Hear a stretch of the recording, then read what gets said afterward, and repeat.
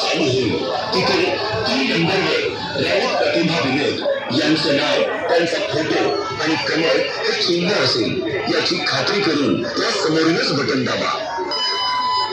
त्यानंतर दुसऱ्या मशीनवर फिकट पिवळ्या रंगामध्ये क गट असेल, त्यामध्ये 2 नंबरवर पटले महेश्वरी नीताराम यांचं नाव, फोटो आणि कमळ हे चिन्ह असेल याची खात्री करून त्या समोरील बटन दाबा. हे बटन दाबल्यानंतर मशीन मधून बीप असा आवाज येईल.